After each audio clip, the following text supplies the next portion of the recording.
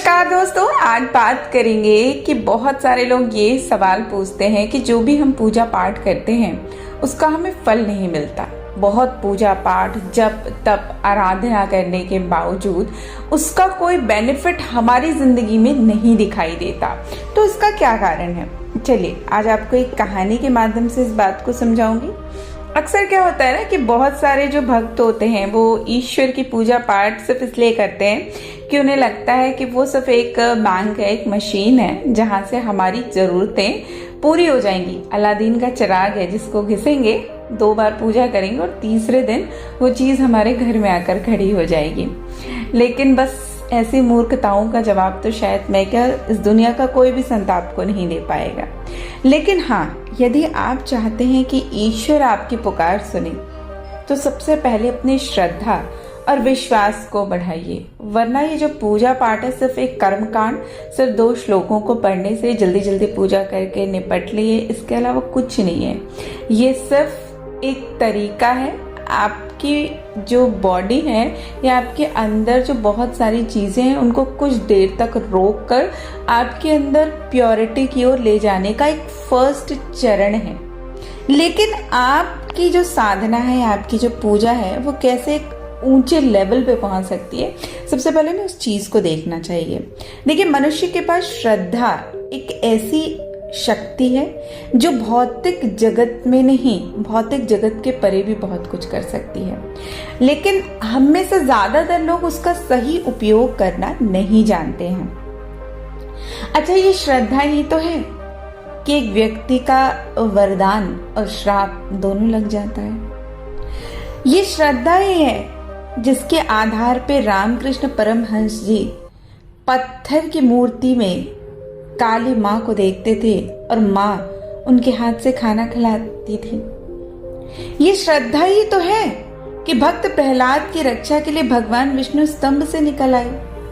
और ये श्रद्धा ही तो है कि मिट्टी के द्रोणाचार्य से एकलव्य ने धनुर्धर विद्या सीख ली।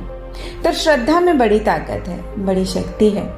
श्रद्धा की शक्ति से चमत्कारों से इतिहास के पन्ने भरे पड़े हैं, क्योंकि श्रद्धा एक ऐसा तत्व है जिसका उपयोग हम अच्छे तरीके से भी कर सकते हैं और बुरे तरीके से भी कर सकते हैं।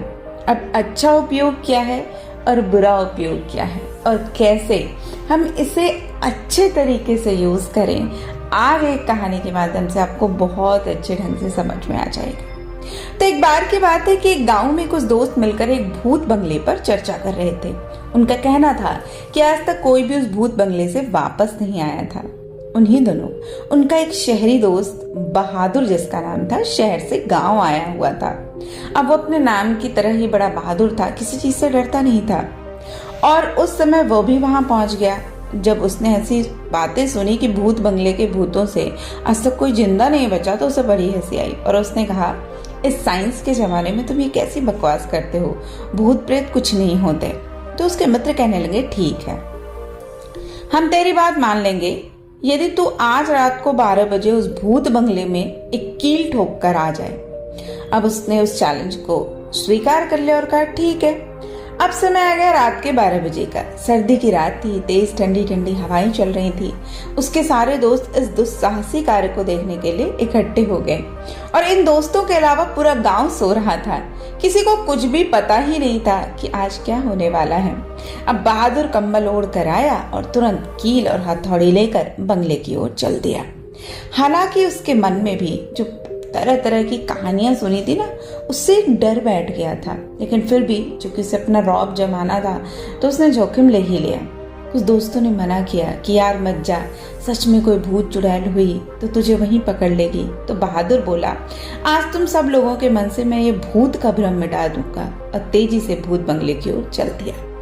अब हवाएं बड़ी तेजी से चल रही थी, सारे जंगली जानवर सो चुके थे। बहादुर के बंगले में आने की आहट को सुनकर वहां सो रहे पंछियों के भागने से बहादुर अचानक चौंक गया। फिर उसने डरते हुए बंगले में अंदर प्रवेश किया।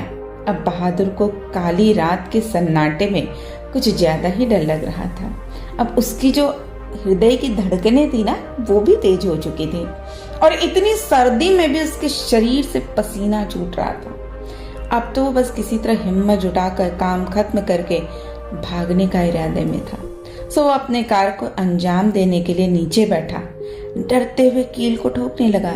लेकिन दुर्भाग्य कि अंधेरे में कुछ दिखा नहीं और कील जमीन पे पड़े उसके कंबल को पार करती हुई जमीन में ठुक गई।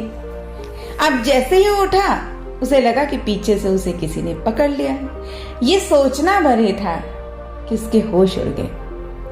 बस यही होती है श्रद्धा की ताकत। जब तक बहादुर को विश्वास नहीं था कि भूत होते हैं, वो बस डरा हुआ था। लेकिन जैसे ही उसके दिल में बात बैठ गई कि भूत है, भूत ने मुझे पकड़ लिया है, तो बस उसके प्राण पखेड़ों उड़ गए। जबकि वहां न कोई भूत था और ना ही कोई प्रेत। बस इसी तरह से हम भी अपने डर पर श्रद्धा और विश्वास करके अपना ही नुकसान और दुरुपयोग कर सकते हैं, या फिर किसी दैवी शक्ति पर विश्वास करके उससे लाभ उठा सकते हैं। आप चाहे कोई भी साधना करें, आपका इष्ट चाहे कोई भी हो, लेकिन अगर आपने श्रद्धा से विहीन साधना की है तो आपको कोई परिणाम नहीं मिलेगा। यदि आप एक छोटे से पत्थर को भी पूजते हैं ना, तो बस उस पत्थर को ये मान लीजिए कि मेरा भगवान इसी में है। चाहे उसमें भगवान की मूर्ति हो ना हो, या आप मूर्ति को भी ना पूजें, यदि आप उस ईश्वरीय शक्ति को पूजते हैं जिसका कोई रूप नहीं है, कोई स्वरूप नहीं है, तो भी उस पर इतना विश्वास रखें कि जब लगे कि मेरे प्राण भी चले जाएंगे तो भी मुझे कोई डर नहीं है, क्योंकि मेरे साथ मेरा वो मालिक है। इसलिए अगर आप किसी दैवी शक्ति से सहायता चाहते हैं, तो लाभ उठाना चाहते हैं, तो सबसे पहले अपने हृदय में श्रद्धा का बीज बोइए, उसे निरंतर सींचिए, और जैसे जैसे वो श्रद्धा रूपी पेड़ आपका बढ़ेगा ना, वो आपको लाभ देने लगेगा। आपको बहुत सारी चीजें, बहुत सारी घटनाएं आपकी जिंदगी में ऐसे होने लगेंगी, आपको खुद महसूस होगा कि अरे मैं इस परिस्थिति में, मेरे साथ इतना बुरा हो सकता था लेकिन मेरे साथ फिर भी इतना बुरा नहीं हुआ, या मैं इस परिस्थिति में इतनी बुरी तरह से फंस सकता था लेकिन अचानक से किसी शक्ति ने मेरी सहायता कर दी। तो ये सब कुछ आपकी श्रद्धा है, ये आपका विश्वास है। जितनी श्रद्धा आप अपने ईश्वर के प्रति रखते हैं, अपने इष्ट के प्रति रखते हैं, आपकी साधना उतनी ही ज्यादा फलीभूत होने लगती है। और जब तक आपके मन में जरा सा भी संशय, जरा सा भी डाउट है कि ये तो पत्थर की मूर्ति है, पता नहीं मेरी इस पूजा का फल मिलेगा नहीं मिलेगा, कभी नहीं मिलेगा, तो सबसे पहले अपने डाउट को खत्म करें, अपनी शंका को खत्म करें और अपने आप को उसके सहारे छोड़ दें। फिर वो आपको जिस दिशा में ले जाना चाहे उस दिशा में चले। निश्चित रूप से आपको ऐसी अंतर प्रेरणा मिलेगी जो आपको सफलता ही नहीं, जीवन में आपको इस संसार में रहते ही ईश्वर की दर्शन और अनुभूति दोनों ही करा देगी।